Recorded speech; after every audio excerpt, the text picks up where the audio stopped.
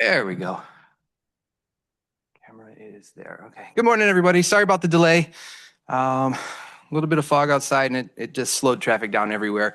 Welcome to the inaugural facilities community conversation. It's a retake on our roundtable we had a few years ago where it's just going to be discussion among ourselves.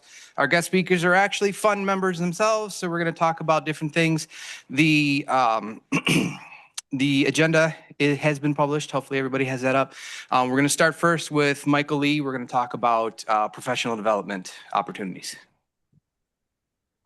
Thanks, Jeff. Like Jeff mentioned, I'm the immediate past chair. How does that work again, Jeff? Two times removed. I am with the Electrical and Computer Engineering department up here on North Campus at the College of Engineering. And let me switch over.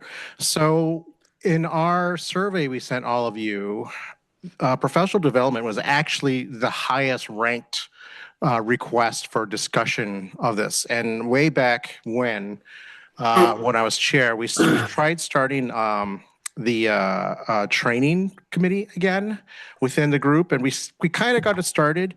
So we started with this document that will eventually go on the fund website. And this will be a live document because I just threw a bunch of things together, and as I'm learning things, I'm putting it on the list. So I was able, you can see how I've got comments on here from other people saying, do this, do that. But quick, I'm gonna scroll so you can see how long it is right now. There is still a lot of work. But one of the things I put together so far is on this list, and of course the whole point of this meeting today is very much open discussion. So we're starting off with some professional organizations and conferences. And the fun coincidence right now is the MyAPA conference is going on as we speak. So it started yesterday. Today is the big long day for the conference, ending with tomorrow. MyAPA is the Michigan, and I always forget what the long acronym stands for. Professional facilities, plants, is stuff in there too, like that.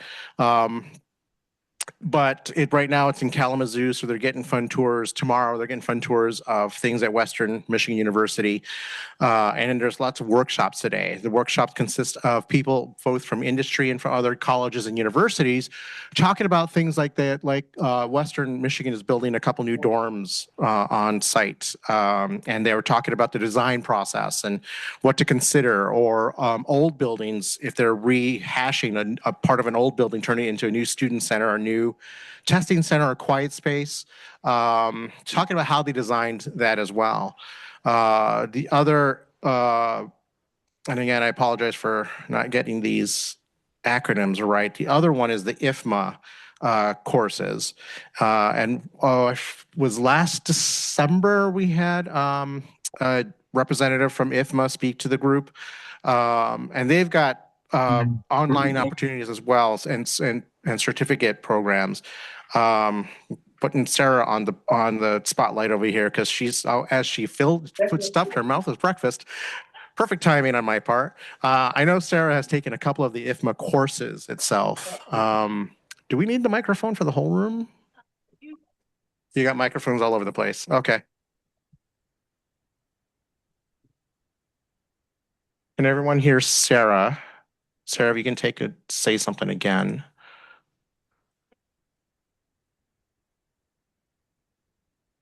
We cannot hear her. Okay. So we probably do need the mic. So, all right. So the people in person, we're going to be passing the microphone. So. Camera too. You don't have to. You don't want to. So I took the intro and the certified facilities management course. I've took them both. I have not actually taken the test to complete the facilities management course yet because I just completed the instructional part yesterday. I completed it all. So a lot of it is based off of what we already do. And we have the departments. And so if you were to go into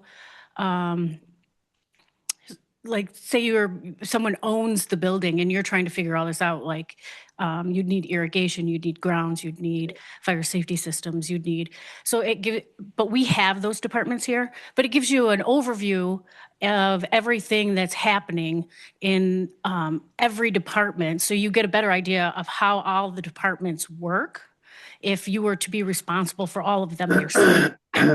So is it a good opportunity to learn? Absolutely.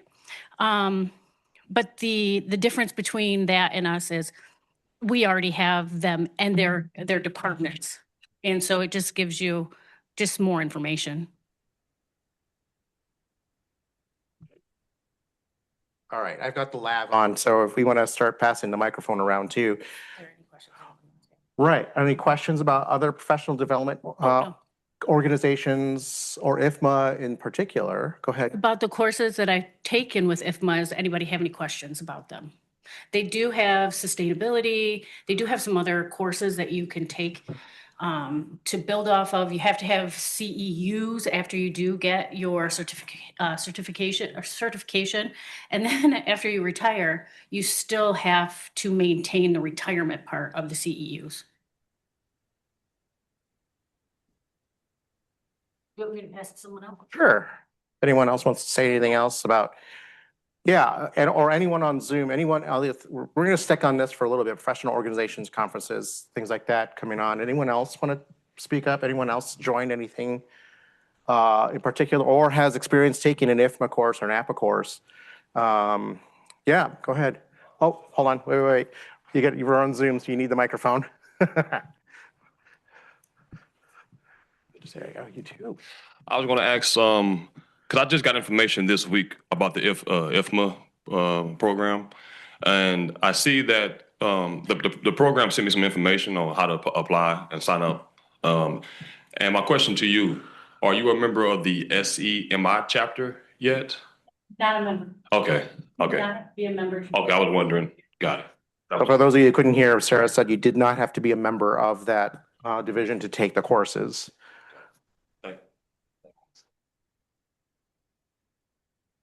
Thank you, sir. So I had taken the APA Certified Educational Facilities Professional Program. It's a 4-year certification. It was a $500 course. You got 90 days to study and to prepare for it. There was a proctored exam that you had to take. And then that also, in order to renew your certificate, you did have to have 200 CEUs within that 4 years. A lot of it was free stuff, online streaming, join any of their conferences remotely and anything like that. But you did also get a lot of credit for attending the MyAPA events and any of the national APA events and conferences and such as well. Both are pretty handy. You get a fancy little certificate. You can put the little initials after your name.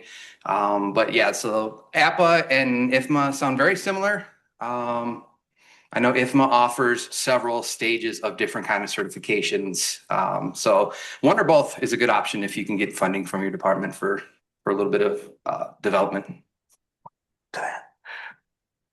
Want to hold on to the mic and pass it around? Any questions here in the room? Comments, other organizations you've joined? Anyone on Zoom? What are the costs for these courses and certifications? $2,900. Sarah mentioned that her course was $2,900. Jeff mentioned his was about It was 500 even. 500. But there's different, I know there's different levels. I was looking at, there's a $600 course at IFMA I was looking at, but that's just an intro. So you have to take the intro before you can proceed to the other ones. That's good to know. Yeah, right now APA only offers the one certification. They had two. They dropped that 2 years ago, so it's now just the CEFP. That's why I took both of them, because I had to take the intro so I could go into the certification course. Okay. So we're talking about $3,500 for both. Total, yeah. Okay. And thanks whoever posted what the acronym stands for. It's the Michigan Association of Physical Plant Administrators. I told you there was the word plant in there somewhere. Which is funny because when you talk to APA, they're like, we really don't go by that name anymore. Yeah, right. Any other comments? But please feel free to unmute too. Yeah, this is an open forum, so just please, no need to raise your hand or anything, just unmute and have at it. All right. Oh. Okay, so moving on, the other things we put together are some kind of classes and certifications. As employees at the University of Michigan, we all have access to both LinkedIn Learning and then the Michigan Online, which is a Google application. LinkedIn Learning, one of the courses I took with them is basic construction drawing plans, how to read them. It was very basic, but it was informative, like the different views and different things like that. Basically, look at the title block and why they're numbered like that. The mechanical pages start with letter M, so M1, M2, M3. Anything electrical would be E. Things like that you will learn pretty quickly on this course. And it's a very short course. And again, because we're all University of Michigan employees, they are available free to us. The Michigan Online also, again, because it's a Google application, they're also free. We have a colleague that just started taking a project management course through them. I forget how many modules it is. I didn't really look at it, but again, look at your resources that we have. The different certifications that both Sarah and Jeff talked about at the APA and the IFMA credentials. And then here at U of M, we have the organizational learning department or group that provides lots of other resources to us as well. Different trainings, different workshops. Some of the things that we talked about too was resources at, the person, and I'm sorry, I don't know, your name's not showing. It just says Galaxy S25 FE, so I apologize about that. There was training that plant folks were able to take years ago through WCC for similar training, but wasn't available for facilities managers. And then again, Sarah and I were talking about this a little while ago. What was the acronym again, Sarah? CBM, and we couldn't remember what that stood for. Oh, it's Tuchilla that's the Galaxy. Oh, good. I'm glad you're joining us. So, we don't remember what the acronym stands for, but I think those are available to anyone. Thank you. Commercial Building Maintenance is what CBM stands for. So they'll and the region people that work for the region, the maintenance, like everyone, are required to take these courses at WCC. So they're a good resource for us too. And I don't think they limit to just people from the regions. I think we can all take it too. And Sarah just applied. And as a reminder, as University of Michigan employees, there is a tuition reimbursement program that there's a link in this website as well. And it's mostly about 75% off tuition. And there's some points, I know that I've heard of some departments that will cover the other 25%. Oh, Sarah, you want to grab the microphone? Oh, yes, I've got a link for that too. So what Sarah's referring to is the Career Development Fund for staff. It's $1,500 that they will, $1,500, yep. and it's like a grant. You don't have to pay it back. Right. And there's a link, I just scroll down to it. The application window is now, and they are taking applications for the next fiscal year, so starting July 1st. And I went to a little webinar, and basically everyone that applies, they have a random number generator, and then from there they just select people randomly, and then from there they kind of look at their application to see if they fit the spirit of the fund. And I think it's one time. I'm not 100% positive. Right now it is one time, so you can only get it once. Once you get it, it's a very young program. I forget how many years that they have established. But for now, like Sarah mentioned, you can only get it once, and you can use it for anything. If you want to go to a conference and you can get the $1,500 of help with the registration fee or the hotel or something like that. And they had a few people speak at the webinar, and there's some good reviews for the fund and what they were able to attend. And anyone can apply. Anyone can apply, exactly. But again, that can also help you with these classes and certifications. if you want to take one of these courses at Washington Community College. U of M Dearborn, I didn't research this too much more. I think there's a program where we, as U of M employees, we can take courses with them too. You can take courses with them, and I think some of the courses are free to you that are online courses. Yeah, online I'd have to courses, check. right. I have to check into that though, just a Okay. bit. It used to be that way. I don't know if since COVID it's still that way. Yeah. So some of the comments used to be, so the course at Washington used to only be open to F&O staff, but they were working on opening it more broadly, which we believe that they are open more broadly, Sarah.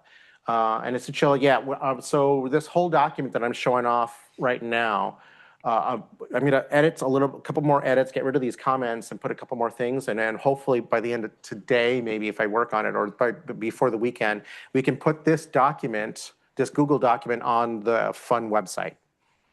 So, and all these links, you can see how they're all hyperlinks on the document on here. So you can click on it. But again, the name of that resource is the Career Development Fund for Staff. And anything related to your building, they offer things like HVAC. You can take that and it's still tuition reimbursement. Anything Right. you do on your own. Yeah, because we know how complex HVAC is to everyone. Yeah. So, I mean, anything that you want to take, there's tuition reimbursement for anything, And then but you have to maintain a certain grade point average. yes, some of the courses I took at Washington Community College were welding courses, which they have a very, very good welding program. I've also taken a basic machining course all the way up to CNC machining courses. This is when I was facilities manager of the makerspace here on North Campus, the Wilson Center. So that helps a lot. It's been a while since I've welded something, but I'm itching to get back in there and put two pieces of metal back together. But there's other things as well that I've put on here. Like there's these lead courses, which are interesting things to learn about your buildings. And then John, who was on the executive committee, also added a few things like joining professional trade organizations. He put it in first person. I subscribe to Architectural Record. So we get a change, like for example, Architectural Record, which has frequent webinars and podcasts related to the building industry. Does anyone have any other comments or suggestions for certifications or classes that they've taken? Any experiences you've had with LinkedIn Learning or the Michigan Online, or have you taken courses at U of M Dearborn? Was anyone on here on Zoom from Dearborn? I don't think I've seen anyone from Dearborn here. But yeah, please speak up. This is an open session. I'm not supposed to be one doing most of the talking, by the way. So, and I have not been doing a time check. So I don't know how long we've been talking. We're 4 more minutes, yeah, or if that, we're maybe probably, 4 minutes less. We're probably 6 minutes past our time. So, okay. Well, the other thing I have on here, webinars, I put resources on here, like all of the tuition support programs. There's ADA standards for accessible design. And then there's a link to the Career Development Fund for Staff on this document, which again, Jeff and I will try and get this up on the website, the Fund website, very soon. Awesome. Thank you, Michael. All right. Thank you, everyone. All right, so the next on the list, we're talking about equipment and furniture repairs. Before we get into that, though, let me get in front of the camera a little bit. We jumped right into the meeting, but what I just wanted to mention to everybody in the room here, typically when we have an in-person meeting, we like to have some kind of coffee or breakfast or Danishes or something for everyone. My apologies today that there was nothing available for us because today we were unable to secure funding for somebody to purchase for us. Got to remember, Fund is an unfunded group. For 25 plus years, we've been doing this with the generosity of risk management, now Insurance Claims Administration, buying breakfast for us. Budget's tight, right? So we were able to use their generosity to have breakfast for when Kim spoke to us a couple months ago. If anybody has any opportunity to talk to your directors or your managers or anybody to donate to the fund committee so the in-person meetings can have coffee or something at least. Typically, every meeting is going to have about 40 people, depending on what you want to get and what you want to order. It's between $350 and $400 for the meeting. I know social work donates every year, at least to one meeting. We've already done that this year. Insurance and claims, generous enough to donate for that hot breakfast. So if anybody is willing to go that extra step to secure a little bit of funding for us, so we can have something available, that would be appreciated. All right, so the next highest thing on the list was equipment and furniture repairs. Honestly, there's a lot of old equipment on campus. And once your equipment or your furniture is out of warranty, what do, right? You're stuck paying the bill. A lot of furniture has an extended warranty. That's why we buy through certain people through MarketSite. It's why we buy through Steelcase and Herman Miller and all that. Check with your sales rep. A lot of stuff stays under warranty for as long as 25 years in some cases. So I know when cylinders on chairs seem to fall, over time, as you sit in the chair and you fall, that cylinder may be covered under warranty. If it's not too expensive to reach out to the sales rep. They can come out, they can provide new cylinders. If you want to do it yourself, you save a lot of money by replacing the cylinder yourself. Otherwise, they'll send a service tech out. They can do it for you. As far as equipment repairs, I don't have any labs or anything in the School of Social Work, but what we do have is refrigeration. If anybody has everybody will have refrigerators in their lounges and such like that. If you need repair, refrigerators are in that small window where it could be cheaper to fix it or it could be cheaper just to replace it. Alltech Mechanical is a good source for repairs. They repair for the labs, they repair for the hospitals, and they will do everything from ice machines to refrigerators. Now, if you're talking little dorm refrigerators that faculty keep in their office, those are intended to be disposable. But you do have to make sure that you contact recycling to have the coolant removed from it before you can dispose of it properly, before it can go to recycling and such. But does anybody have any experience or any suggestions or any resources for any kind of repairs or something other than the common known stuff?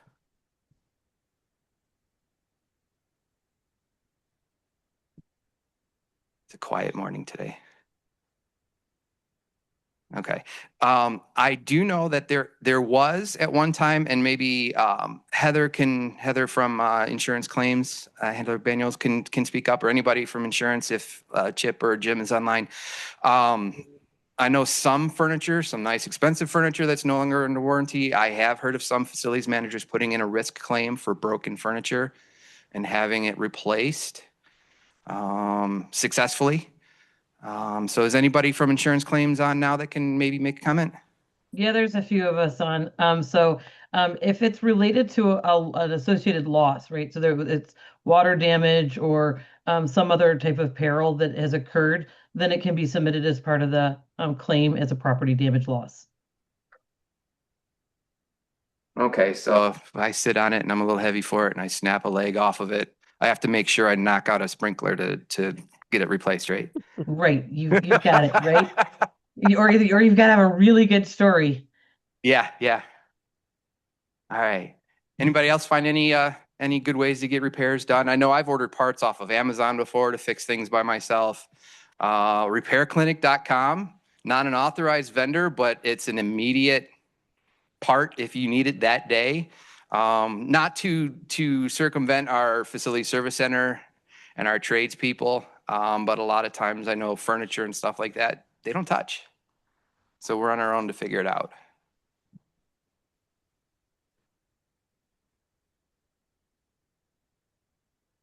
All right, well, lots of questions about that, but I guess we settled it pretty quick. No questions online?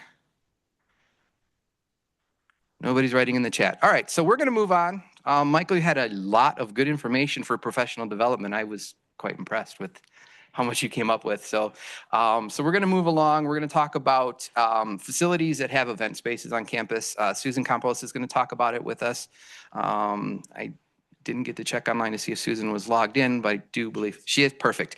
Now, in with this, I'd also like to open up a discussion about whether your spaces for events Are there for departments only? Are they third parties? Do you charge? Do you have cost recovery?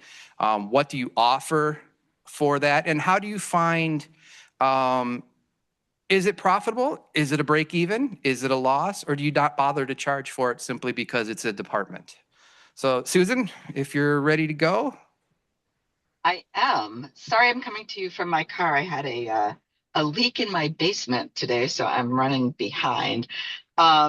So I've been interested in actually, if y'all have been around for a long time, you may have heard me talk about this before. I'm interested in having a subset of fun for events for building managers who have events in their building. And can you guys hear me and everything okay? I can't see anyone except for Michael and Jeff. So, yay, cool. So, so I'd like to start a group of facility managers who have events in their buildings, just as kind of a way to communicate. Probably it is probably the biggest thing. And I see Jeff making lots of hand movement. Can you guys hear me or not?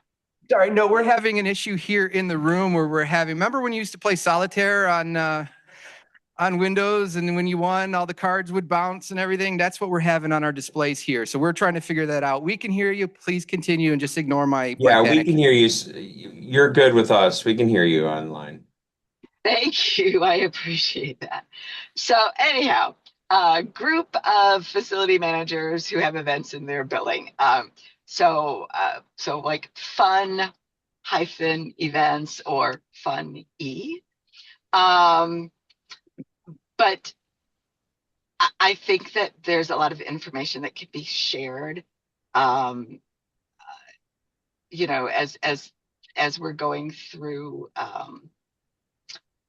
our days with our, and I know that all, as Jeff was saying, I know, so at Rackham, I'm for Rackham, facilities manager at Rackham. I didn't say that, sorry. And so we have internal events, we have student events, we do have external groups that use the building. We don't do weddings, but you know, we do have meetings and things like that with external groups. And we do charge. And so, but I know that not everyone has external events, or even, you know, rent to other departments. So I know that there are lots of different ways that we get this done. And so I just thought it would be a great group to start. And so I think that if you're interested, and again, because I'm coming from my car and, you know, I'm not super technical. If you send me an email letting me know that you're interested, or if maybe it's not you, but it's someone else on your team, that would be the most appropriate. If you can send me an email message, I will try to put my email address. Hey, Josh Caldwell, if you're here, can you please put my email address in the chat? I'd appreciate it. Yes. If not, I can add everything to the fun website. Once I get back to the office, it'll be under the meetings and agendas tab. Fabulous. Thank you.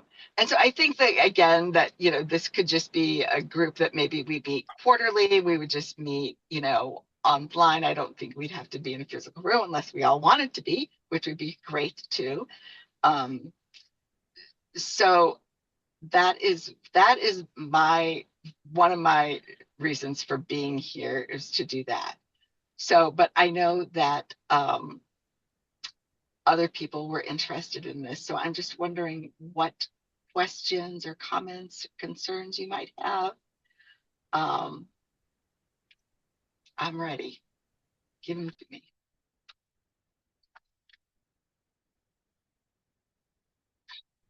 Is anybody current? Oh, go ahead. Yeah, I'm online. On Zoom, I raised my hand. But I'm Melanie Pizzullo. I'm the general manager at Palmer Commons. And yes, we do have events. We have external events. We have departmental and student. And we do charge. All of our pricing is pretty transparent and on our website, so you can find that there. We're a general funded building. However, we do generate some revenue from our events. So, and I'd be really interested in being part of this group. I think it would be great to share resources. Great. Thanks, Melanie. Yeah, I know. I can think back to a number of years ago when there were I don't remember who it was looking for a particular seal to put on a lectern, and having an email group would be great. And I think we could also maybe look into doing something where we put together a spreadsheet with all of the event spaces on campus with contacts and things like that too. So anybody else? That would actually be a great resource to add to the fund website as well. I know we've talked about resources we can add, because right now our last page on the website is a resources page. Guess what? It's blank at the moment. So if we could get together as a community, as the fund group, share your information, send an email to fund chairs.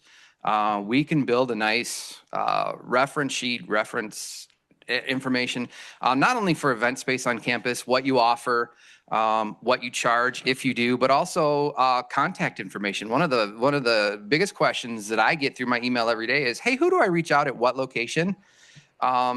So I think a contact sheet would be a really good thing to add to the website as well. So for space on campus, does anybody currently, other than Rackham, does anybody currently charge internal departments to use space?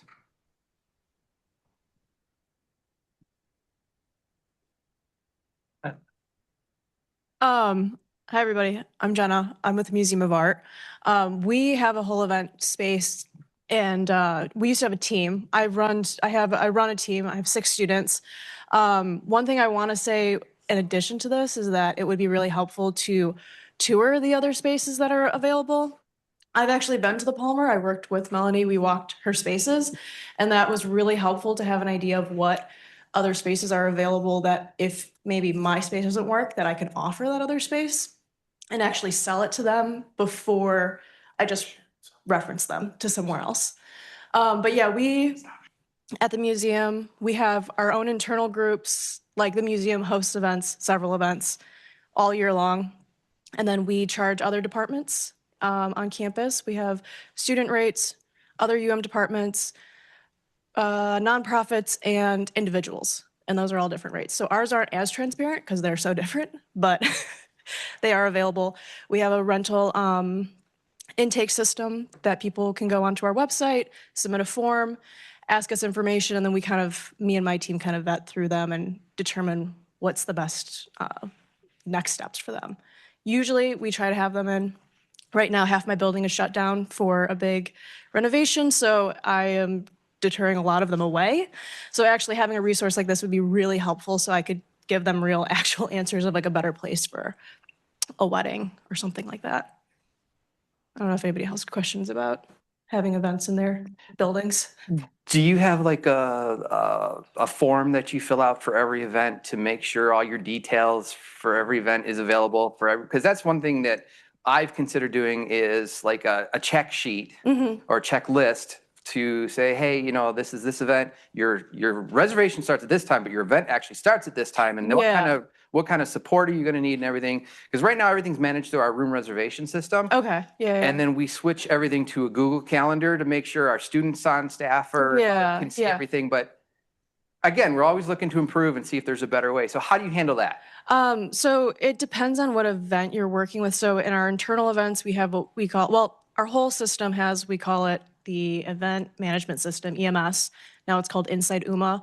And that's an internal thing that we use, and it links to our Google Calendar. So everyone has access to it. They can see, we have like at a glance So you can see everything that's going on for the day. And that includes tours, private events, internal events.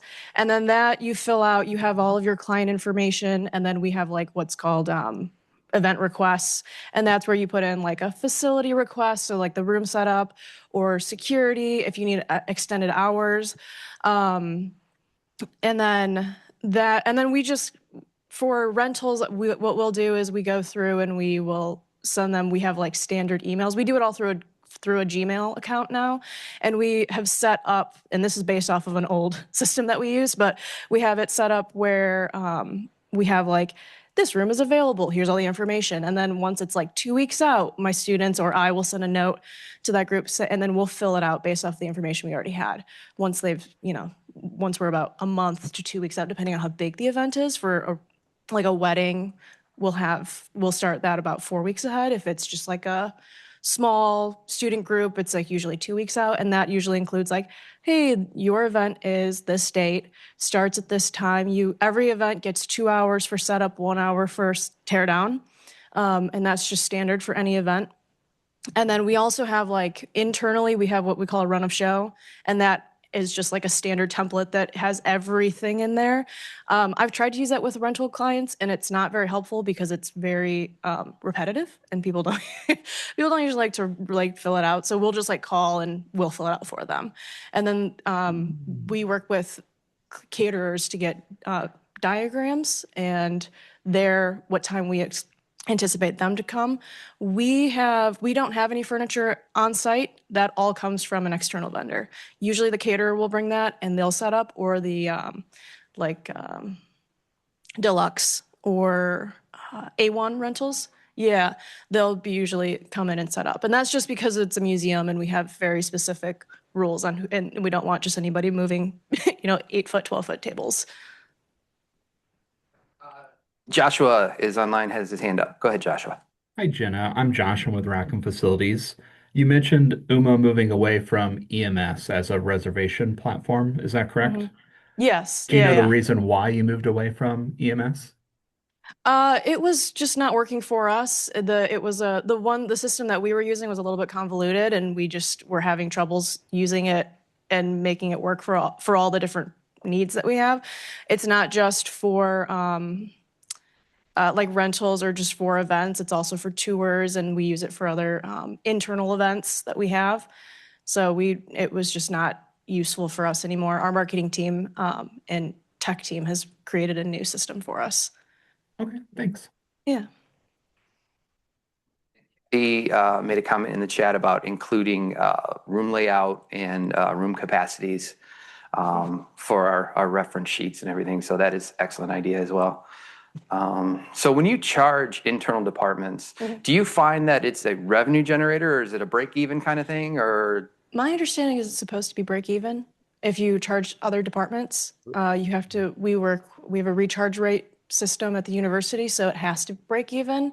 Like you're not supposed to make money off of each other. That's my understanding. So they work with you, and there's like a whole form that you fill out that includes like how much like of my salary or like goes into it, or if you have an events person and student help, and then if you're buying new equipment for your room, and then it gives you like a total of like how much you should be charging for each room that you have. For us, we have 4. So it will give you like how much you charge for the auditorium or for your big event space and your multipurpose room. And then I put that into a billing sheet, and that gets charged after the event happens. So we usually do it at the end of the month. do you work with the finance department for that, for the Yeah. costs and everything? Okay. Yep. Okay. That's correct. General fund. Good. building- Yep. Okay, good. Yeah, Okay. general fund buildings can't make. Money off for all the general fund Can't buildings? have Yeah. I mean, you can't have a huge profit. Yeah. Right. Yeah. I know pre-COVID, we were pretty heavy in our room usage for other departments and everything. And after COVID, of course, everything had dropped. But pre-COVID, we never charged for anything. So we had to have custodial come in and clean up their mess and all that. And it was costing us money. And it's like, wait a minute, Yeah. what are we doing? Yes. So, okay. Anybody else have any successes with cost recoveries and charges for rooms? I was gonna say, Matt. similar to that and the last topic as well, we require short codes for anyone reserving our space because we get a lot of outside student groups too. And for that very reason, if there's extra custodial cleanup or, we do have furniture that's there all the time. And, we'll say, hey, if you guys break some furniture, move stuff around and you're not supposed to, or don't tell us that you're doing it, you may have to pay for that. So we do require a short code to be on file for the reservation too. I mean, you use resources to flip the room, change furniture, and our event space has nicer furniture in it than all of our classrooms are furniture's on wheels, so faculty can set it up however they want to do it, right? But our event spaces, it's nicer furniture. We have to move it. We have to set it up. And 3 or 4 events in one day is a lot of resources. And we do have student work study staff that we hire to take care of a lot of stuff. So there's a cost for that as well. Right. Go ahead, Go ahead. I'm sorry. I didn't mean to interrupt you. No, that's right. Go ahead.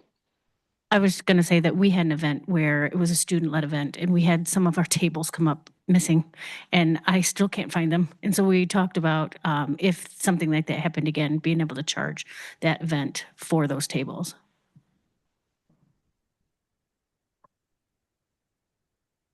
Right. So we have a contract that at Rackham, we have a contract that every group that uses the space signs. And, there's a lot of things listed in it, but it also links back to our facility users guidelines.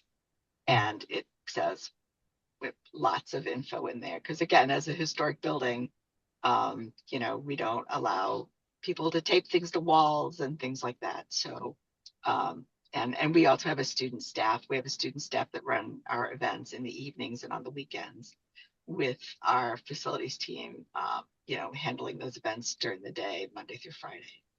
So we really depend on that student staff, and they're really great. So I know that Palmer Commons does that, and probably the union. So. What was it, 2 years ago? We all had to fill out that reservation allowance or whatever it was called for what was in the building. We just had to renew it a couple months ago and everything. Ours says no third-party reservations right now and sponsored activities through the school only because, how do you handle cost recovery? We didn't know. So, any other comments, questions?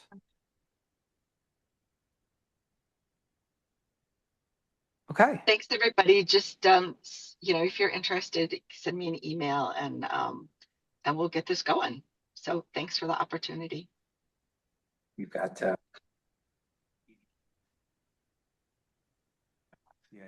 Heather.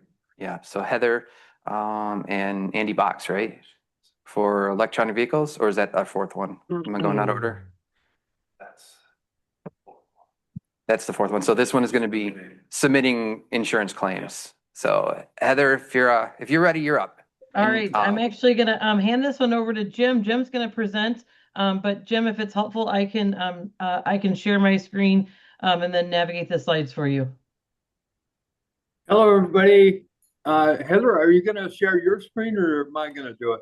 I can. I'm good either way. You Okay. tell me. You're facilitating. Okay. Hopefully I can do this because I'm not much of an IT guy.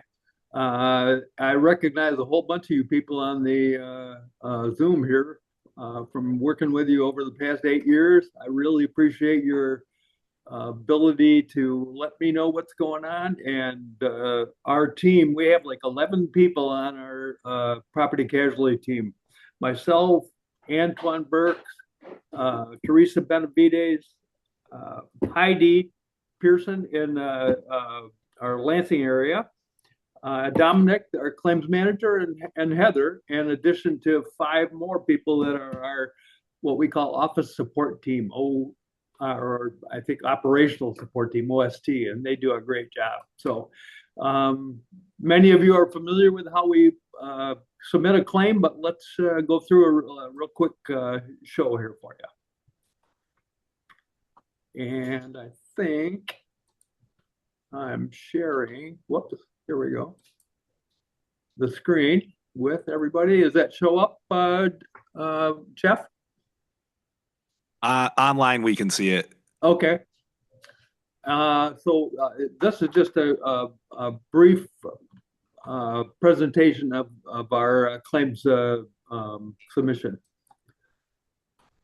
And I know that the presentation is being recorded, so you can go in and look at this to highlight when you get back to your office, sit down, whatever. But we are part of the Treasury Department and Finance, and so we go to the Finance website and hit the button, and you get to popular forms.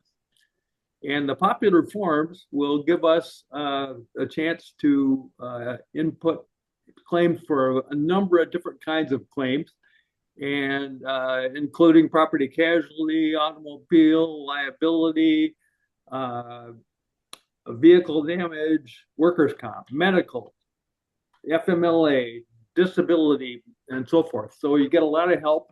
And a lot of the folks that work in insurance and claims administration and work connections do those medically related claims, which helps us a lot in the university community, because many folks are maybe have one chance at have a claim and they don't really know, so we can help them walk through it.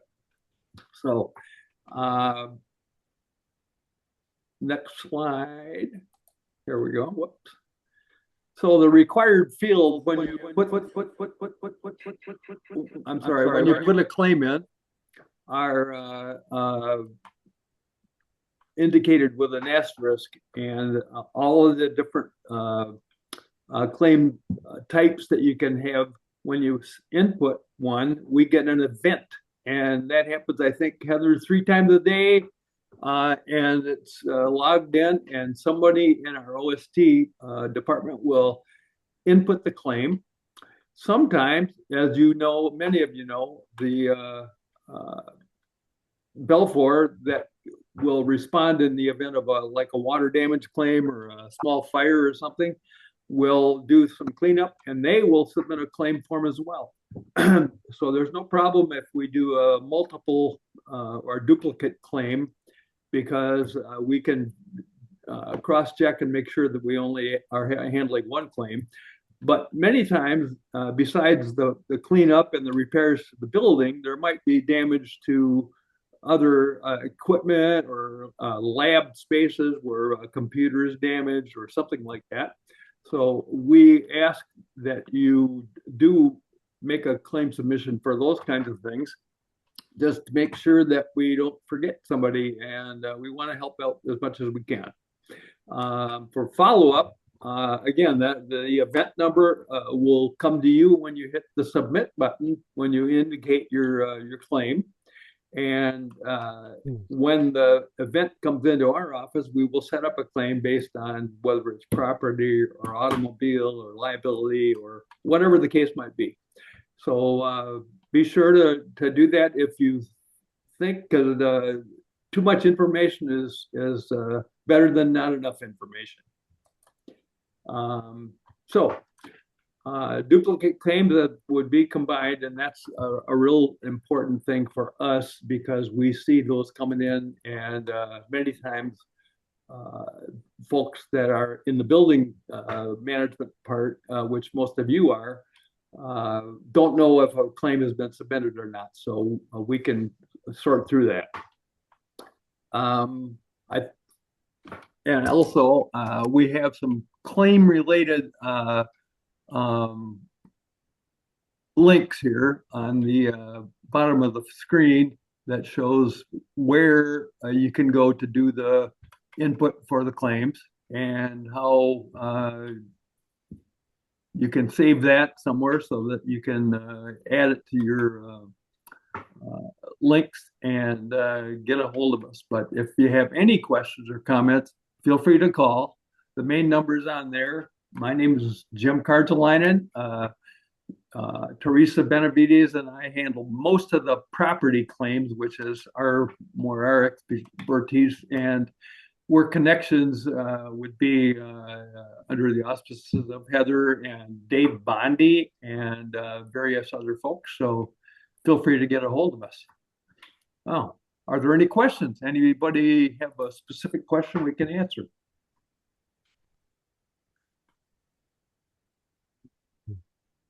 Yeah, Jim, I know you're going to have your hands full with our loss that we took last week in our building with our sprinkler head freezing and cracking and all 6 of our floors being flooded. And Exactly. we had over 300 fans in the building trying to dry us out, but they are quick. Insurance and claims don't mess around.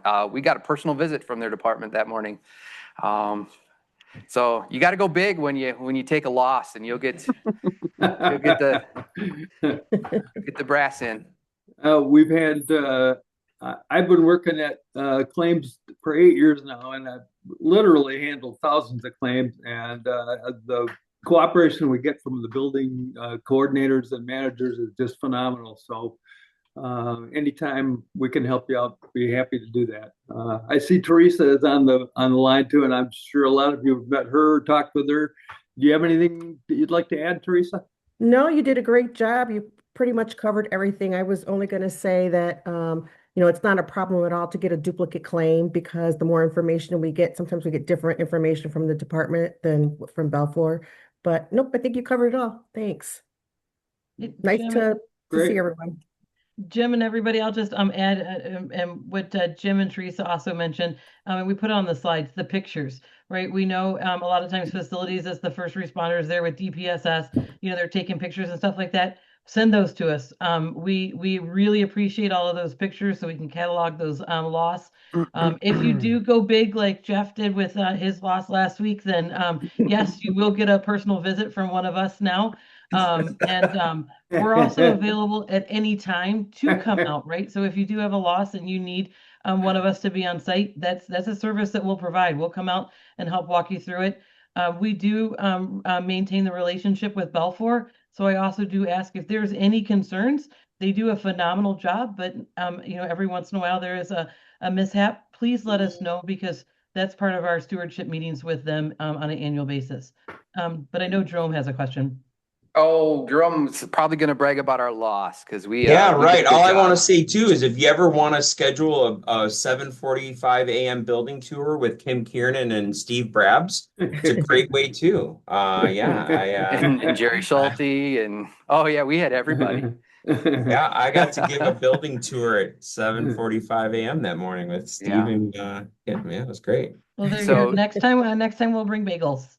There you go. Yeah. So John asking which building it was. It was the School of Social Work. We had an elbow on our sprinkler system right on our 5th floor, which is 100% mechanical. It was not a conditioned space. It's not an insulated space. And this sprinkler line ran right along the outside wall. And after almost 30 years, it finally decided, well, I'm going to freeze this year. And with Tuesday morning's thaw, we had the full pressure of a sprinkler line spraying so hard that it penetrated the exterior of the building and actually glazed the front of the building with ice, in addition to making it all the way down to the basement and destroying everything in between. Send pictures. We were in such a panic. Send pictures. We did not take, I'm sure, I don't know, Heather, if any of you took pictures while you're in. We were more panicked about trying to move $12,000 computers off the floor because we have research, and it was quite a morning. First call came from DPSS at 3:30 in the morning because our fire alarm was ringing and we had water streaming down our front walkway. Yep, completely understand those priorities, right? We want to get that stuff up off the floor too, because that's going to limit the damage. So, but yes, those and any type of those events, DPSS does alert us. But again, as Teresa said, duplicate notifications. DPSS does like to wake me up in the middle of the night, and they've done a really good job of it over the last couple of weeks. But that's part and parcel of the job. So it's what we do. We're happy to help. And it's also just important to remember that when you do have a major loss, like you experienced in the School of Social Work, there's business interruption coverage that goes along with the property loss. So again, that's another reason why it's really important to give us a call or get us engaged, because we can help if there's any business interruption associated with the physical loss. And one thing that I did learn was if you have your phone on silent when you go to bed, make sure DPSS and the Facility Service Center is set to ring through as an emergency number either way. I missed the first couple of them, and it wasn't until the facility service center called and said, you have water pouring down your front entryway, that I actually got up and got moving in. Jerome, go ahead. I do have a question because this is going to come up shortly. You said we have interruption coverage. We're about to need to replace a whole lot of carpet. Is there any coverage for hiring labor to do furniture and office removal for all this carpet that we're going to have to replace? Because that's one thing I'm not quite clear on is, am I responsible for clearing all these offices in order to bring in, to lay new carpet on one floor? Is that something that I can reach out to temp services or any local company, and can that be put on the claim? I'll answer that one. We have had many claims like that, especially in the hospital where there's limited availability of people to move things around, and they will hire building facilities folks, not building, but moving and trucking and associated companies to do that. And we would pay for that. Is that something that I can get a short code for the claim already? Or should I put it on my general fund claim and then kind of put it in later? We typically will pay for claims in one of two ways. If the department has enough money that they can pay the vendor or whoever is involved, we can reimburse the department on a statement of activity. And if that's not possible, some of the departments don't have a lot of cash flow or wherewithal.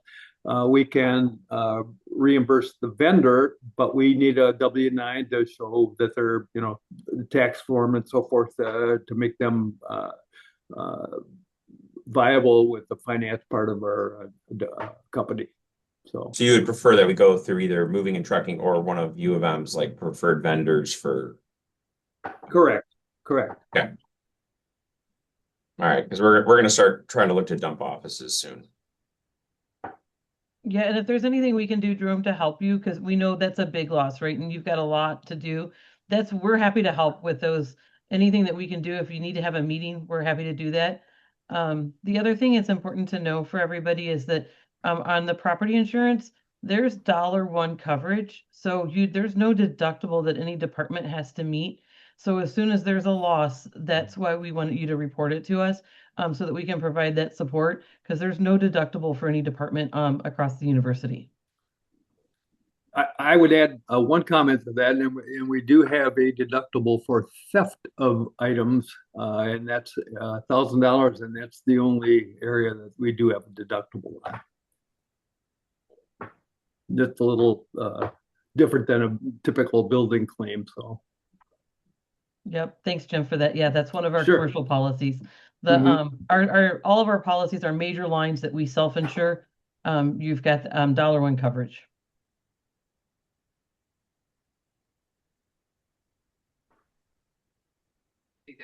All right, the Galaxy S25, go ahead. Yeah, can you hear me okay? Yeah, absolutely. Okay. Can you clarify, just in thinking about what School of Social Work is dealing with? I've been told in the past that personal equipment or personal items are not covered. So in something like this, where it's a major disaster, someone had their jacket or whatever they brought with them that day get damaged. I mean, you did say it was early in the morning, but could you just speak to personal items and what is covered and not covered? Sure. That's where you get into our gray area, right? So that's where I can't give a blanket answer that's applicable to every situation. We have to look at the loss and what happened, where it was, and the different things, especially when it comes to personal items. There's also, a difference between our employees' personal items and student employee items. So it does get a little bit tricky when we talk about those personal belongings, but we're happy to talk through and work through that and answer questions on those case-specific situations. Teresa, I know you came off mute. Well, I know I was just going to add to that to say that the more information we have, the better, because like Heather says, every situation is unique, and there's a policy that we I have to refer to, but if we have the information, don't assume it's not covered because we're looking to find coverage if we can. So the more information we have, the better.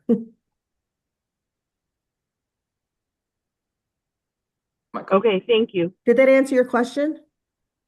Yeah, it did. It's just that, like, just so you guys understand, at least I'm sure everybody else, all the other facility managers have this too. A lot of faculty will bring in, like important books, historical books, things like that.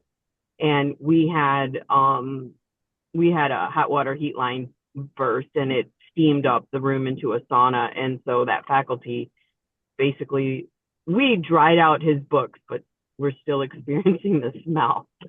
But some of the books were replaceable, and I'm pretty sure we were told we couldn't replace them, and others were not replaceable. We just kind of held on to. So I just, for the other facility managers, I always notify faculty when they start and remind them periodically that, personal items are not covered if there's any damage. So bring it in when you need it, but take it home too.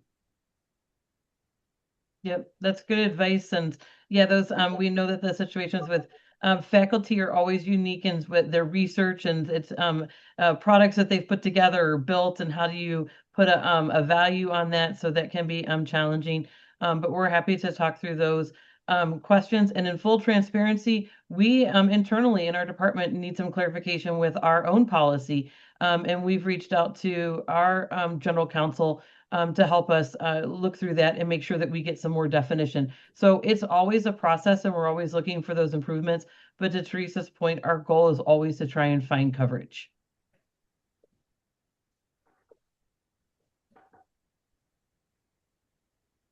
Hi, this is Michael Lee on site right now.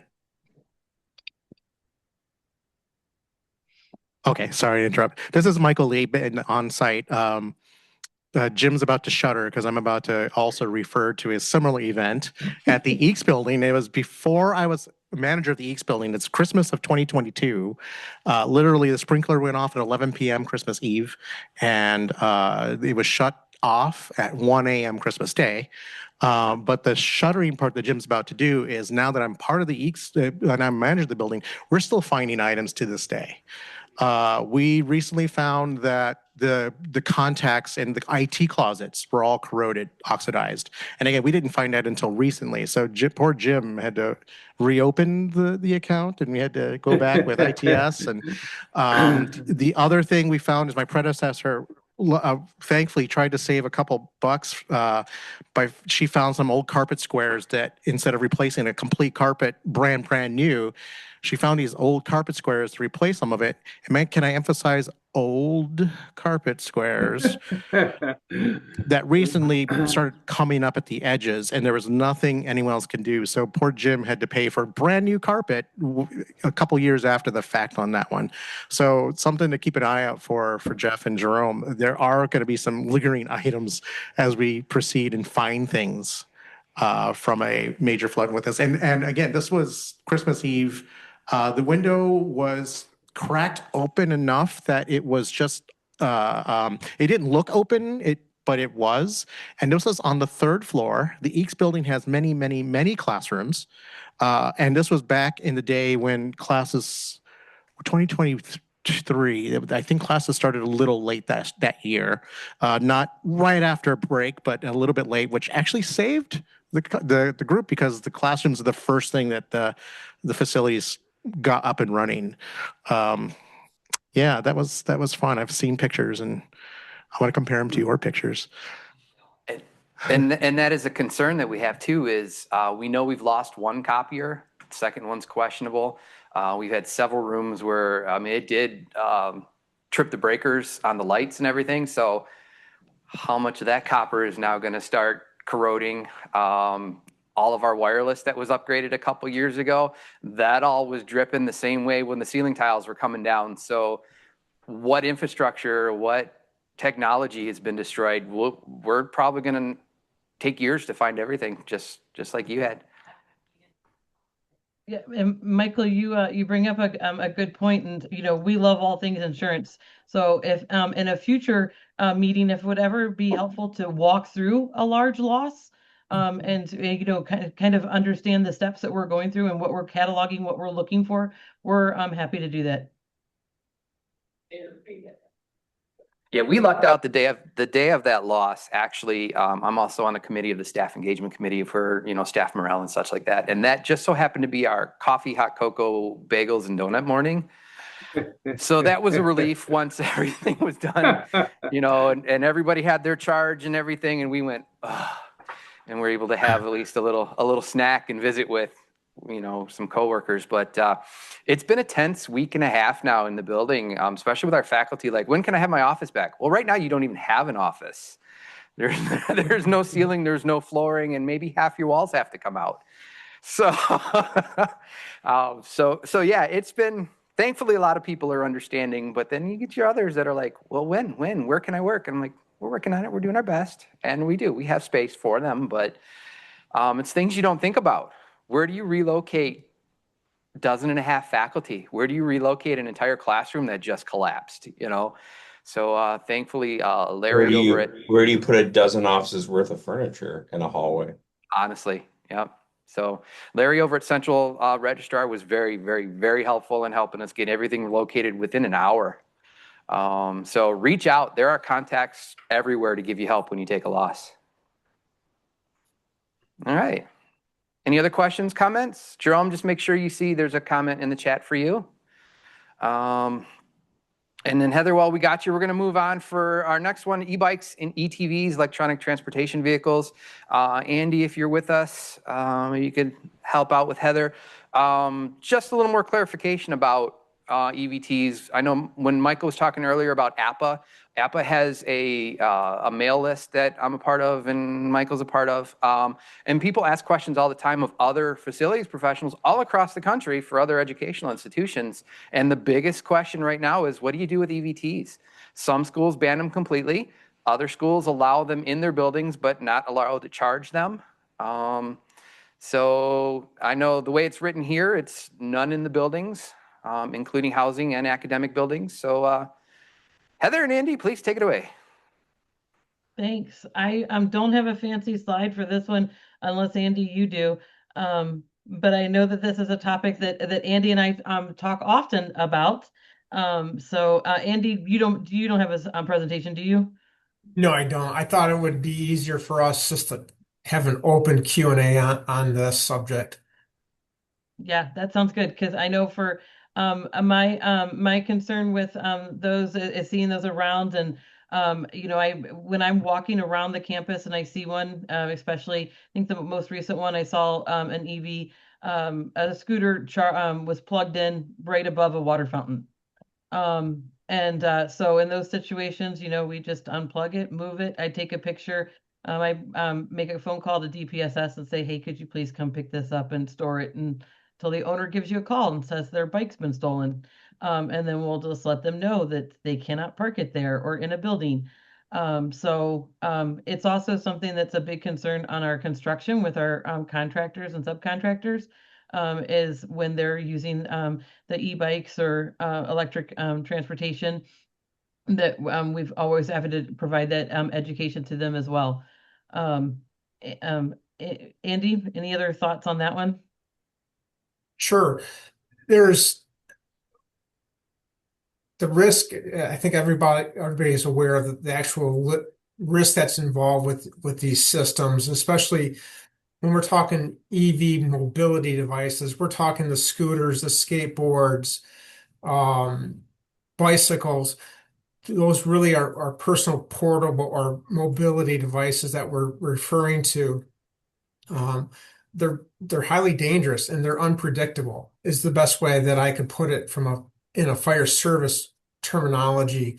There's so many variables that are involved that make the battery packs so susceptible to a fire. The list is pretty extensive. Recently had a situation actually involving Jeff, and in the School of Social Work, where he had a student that was bringing their scooter directly into the School of Social Work and parking it out in the hallway in front of their classroom. And Jeff approached the student several times. I think it was at least 3 times, asking the student not to put their scooter inside the building. And the student just continuously ignored Jeff's request. Jeff reached out to me. We were able to identify the student, and we made the appropriate contacts. And Jeff, I'm hoping that student hasn't resorted back to their behavior. Not yet. Okay. He learned his lesson. Good. And it's all about educating and informing everybody of the risk and the why behind it. Do we know? I know that we receive information from DPSS of bikes being stored in dorm rooms and scooters. And if we get specific knowledge or information, then we address it. I've been working with my boss, Danielle Sheen, and OGC, David Grimm, in trying to memorialize this university position, actually through the Regent's ordinance. And right now we have to take this like crawl, walk, run, and we are making sure that not only the EHS guideline is not a standalone, but we have language, existing language, quite honestly, in CLAM. So we have those mechanisms, and we're truly doing a beta test on that and seeing how effective those 2 documents are.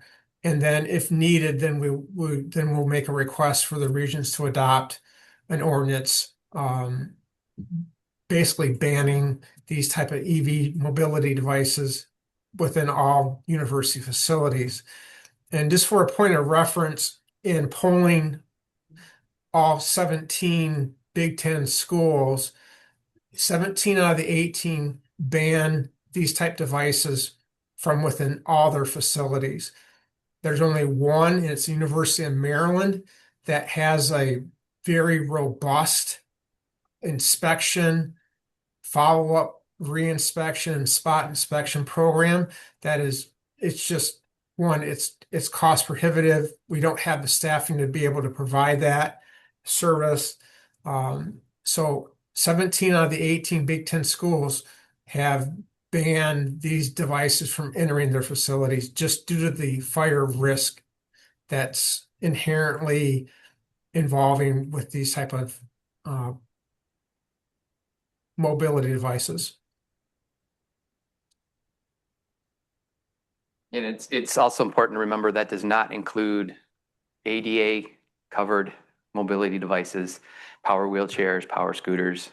The biggest difference, and I can tell you I spent a lot of years in home medical equipment, there is a huge quality difference between a power wheelchair and an Amazon scooter.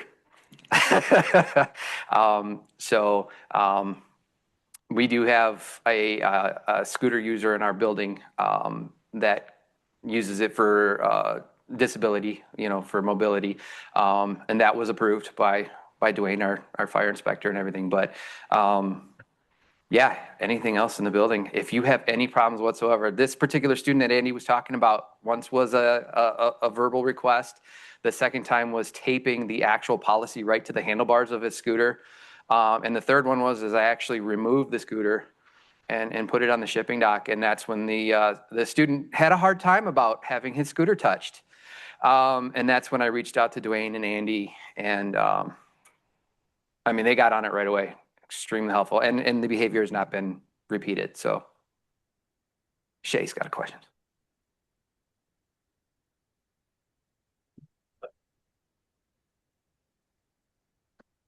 Hello, this is Shay Malvo, from Facilities Coordinator from the School of Music. 2 questions. When I make my rounds around the building, every blue moon, I'll see a scooter in the building. I never see the student. But I've put a note on there saying that you're not allowed to park scooters in the building. It hasn't worked. My first question is, do I remove the scooter from the building and place it outside somewhere? I would suggest you doing that and then contact DPSS and let them know that you removed a scooter from the facility and it's placed at X location. So what we did was, we have a locking mail cage on our dock. And because it's out on the dock, it's a safer place should there have been an issue. So what I did, knowing that the student was going to be out of class in half an hour anyway, I moved it to the dock, locked it in the mail cage because I didn't want to have the personal responsibility of have that be stolen once it was removed from the building. Yeah, we thankfully have a spot. So.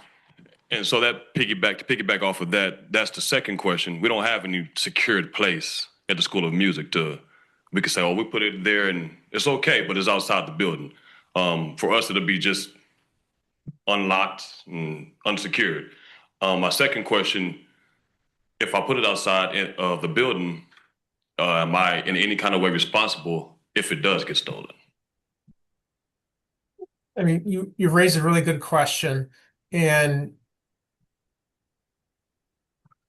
what you can do is contact your fire inspector, which is Jake Corrado, and tell Jake what you have and have him respond up there. And if he needs to bring in DPSS to impound that vehicle or that device, then they can do so. If I can jump in here, another thing that we find effective, we call them our naughty stickers. We don't just put them on with regular tape. We found the manufacturer of the tape that they put on windows for like towing stickers that don't come off very easily. If you put on nasty enough stickers that they can't remove, that gets the point across. We use the same thing if we ever have to put a parking meter and somebody parks in one of our bagged meters. We put this was reserved and it wasn't for you sticker right on their window. So finding a way to put that information on it in a way that they can't remove easily gets the message across too.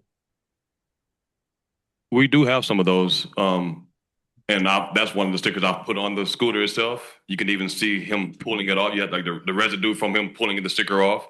That part hasn't worked. Every time I see it, I do put that sticker back on, but it's to the point where I raised the question, at what point do I remove the scooter out the building? You know? So the language on that sticker, I'm familiar with because I wrote it. So those are the stickers that I created. And I do have written on there that this vehicle may be impounded by DPSS. So I take that as they already know that it could just go missing. Gotcha. So that's why I just grab it without having to worry about it. Now, honestly, if you talk to that student and say, hey, look, if I find that, I'm going to put it outside and it's your risk if it gets stolen. I don't see why we can't do that too. Now, John, did you have any? Yeah. And to Jeff, to your point, yes, you want to remove the hazard as quickly as possible because it's a dangerous fire safety hazard to have these devices in our buildings because they're so unpredictable. I mean, they can ride it, they can use it and bring it into the hallway, and within 5 minutes, it could be going into full thermal runaway for no rhyme or reason, quite honestly. So I'm going to look into, I know I talked with Jeff about this before, about decals and equipping this with our fire inspectors, but I have to make that a priority for me to do.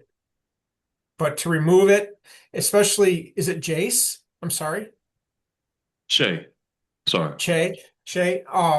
Especially if you had numerous contacts with this owner of the device, I would remove it, tell DPSS where it's at in case they get a call, and walk away from it.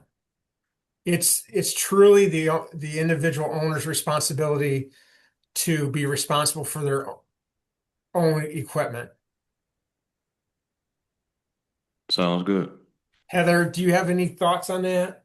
No, this is a great discussion, and you know, it's one of those that it kind of, I know all the universities, Andy, like you mentioned, are going through this, and you know, I want to be, I want to address this aggressively, and that's probably not the right word that I want to use, but we know that, you know, as Andy said, if there's a thermal runaway and something happens, we know our partners up at Lake Michigan or Lake Superior University, they had a cell go catch fire in one of their labs that they had unoccupied. It was a $17 million loss.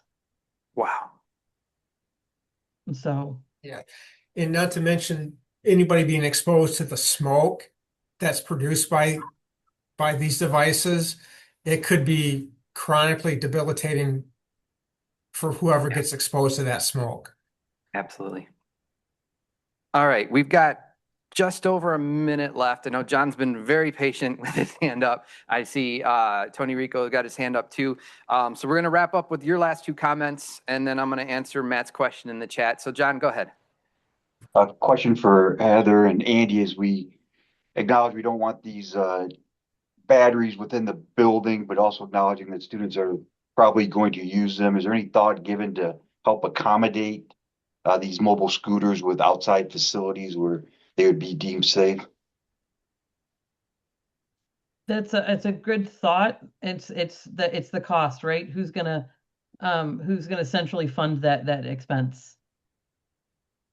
In John, case in point, that was brought up in the design phase for Central Campus Residential Development Phase 2, and it was value engineered out of the package. Yeah, no, fair enough. I was just trying to understand what the overall philosophy. So as you go to SPGs and the like, maybe just ban them, not within buildings, but on campus altogether. Because otherwise people are going to need to charge them. They're going to want to store them somewhere. They need to put them somewhere to lock them up when they go to class. So unless you address it holistically, you're going to continue to fight this problem on an individual basis as we see them in the buildings. No, totally agree, John. And what I've been directed in my position is really to do a progressive attempt to resolve it. And we're trying to do it with marketing as well, with posters, especially in student life facilities.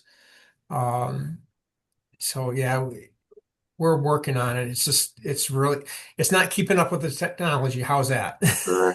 And I would also offer, going back to housing, the fact it's been valued engineered out. My opinion is the jury's still out on that. It should be a discussion point, and certainly I don't control all the budget, but I would make a point. I'd rather have it engineered so we know that they have a place to go than to have some risk that people are bringing them into a building at night, certainly where people are sleeping. I think even a higher hazard. No, exactly. Thanks. All right. Thanks, John. Tony? Yeah, I just wanted to add into that too. Like if you're taking it out as far as DPSS is concerned and you are seeking an impoundment by DPSS for that, just make sure that is in a timely fashion so that it doesn't sit outside for any longer than it needs to. In the event that the person comes back and is contacting us saying that they can't find that. And then, we would want to definitely coordinate with fire safety on this as far as, articulating why we took property from a space like that. I mean, it's well known, as it's already being talked about these batteries being in our facilities here. But it would still take a coordination and a documentation of that event, meaning why we impounded a vehicle and why, or you know, someone else's property. So if you're a facility manager taking it out, there needs to be a, you know, immediate call to DPSS to say, this is where I placed it. Can an officer come here, you know, and take a look at that? And then we may, in this beginning, if we're starting to impound these things, consult with EHS about that to get the proper verbiage and so on and so forth to make sure that it's secured. All right, thank you, Tony. Just so real quick about these stickers with Matt's question, and Jerome did put in there to send facilities, ssw.facilities an email. Basically what it is I bought permanent adhesive, letter-sized, full label sheets in a bright orange color. And I do have, if anybody wants to see them so they can, you know, customize them for your own facility or whatever you want. I have stickers for EVTs in the building. I have stickers for bicycles parked in the wrong spots. And I have stickers for if you ever pay for a metered spot for a donor or anything coming to your building and somebody parks there. We got one of those for their windows too. So, yeah. All right. So everything presented today will be available on the Fund website. A little later today. There also being, I was going to put in an email announcement, might as well say it now. We have restructured the way we do our email with the Fund group. So with that, we actually started a shared Google account versus just everybody running everything from their own personal email boxes. So what that means is any future invites are going to be coming from the Fund chairs themselves, or the Fund chair calendar. With that too, we were able to secure a YouTube account. So that means any of the recordings of these meetings don't disappear in 90 days anymore, because we couldn't host them on our website anywhere other than just a direct hyperlink to Zoom, right? Now, every recorded meeting is going to go on YouTube. It's going to be linked directly to the Fund website, and it'll be able to live there for as long as needed. The first one that went up just 2 weeks ago was last month's meeting. So again, we're working on the website every day to try to improve it and make it more of an asset to everybody. So if you have any suggestions or comments or questions, email fundchairs@umich.edu. We're happy to help you out with that. And other than that, unless anybody has any additional questions, there goes our Zoom screen again. I don't know if anybody online can see that, but this is entertaining. So unless there's any question, oh, Eric. Yeah, I do have one more question about the batteries, which is, if we notice, you know, a big battery plugged in somewhere that's detached from a vehicle, is that the same process for, you know, going to DPSS, stuff like that? I would start with EHS fire safety first, and then have a fire inspector come up, do a preliminary investigation, and then they can contact DPSS if they want to, if there's a need to impound. I think it would be more formal and streamline that in that manner. Tony, thoughts? Yeah, that's how I think it should work in the beginning, as, you know, again, why we're articulating or how we're articulating while we're impounding property. The EHS has said, fire safety has said that this is a hazard in this building and it can't be secured. We know it's a high dollar item, but it's coming in through that methodology where we're going through the process. Cool. Gotcha. Thank you. And then address Michael Hall's question real quick. We don't have any kind of list or register for any kind of disability related mobility devices. Usually our faculty or staff self-identify to HR, and that's good enough. And we have been working with HR, I'm sorry, the Office of ADA on this topic as well. And we can find a location within the building that provides the safest manner of storing it during the day. Perfect. All right. Well, thank you everyone for the understanding of the late start and our technical difficulties again. We plan on continuing to use this room because it's a nice central location. There's good parking, there's good busing, and it is a hybrid room. It's just a learning curve for us. So we'll get this fixed for future meetings. So facilities, not IT, right? So thank you everybody for hanging in there and for the extra time over. And our next general meeting is actually going to be a building tour of the Lineweber building. That's going to be at 10 a.m. on March 19th. All right, thank you everybody. Have a good day.